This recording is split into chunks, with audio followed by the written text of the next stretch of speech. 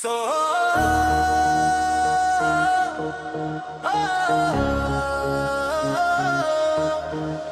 सत्य अहिंसा मान धर्म है, गुरु के बताए रहा चलबो। मनखे एक समा है, प्रेम के जोत जलाबो। सतनाम के झंडा उठा के दुनिया ला रस्ता दिखाबो। भेदभाव के दीवार गिरा के नवा सवेरा लाबो।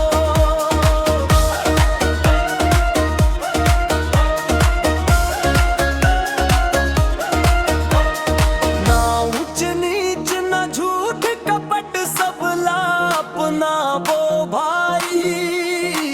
मेहनत मैया सच्चाई धर के नव समाज रच जाई। सतनाम के झंडा उठा के दुनिया ला रस्ता दिखाबो।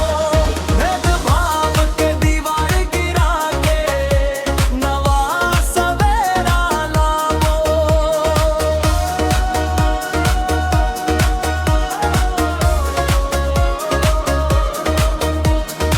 अहिंसा के बल सबसे भारी, सत्य अटल हथियार।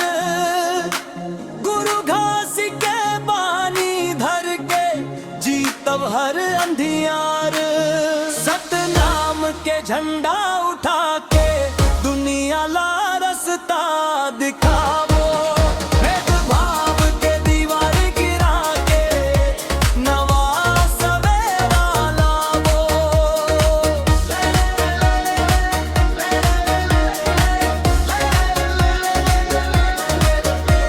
सत्य अहिंसा मान धर्म है, यही हमर पहचान। सतनाम के राह में चल के गढ़ब सुंदर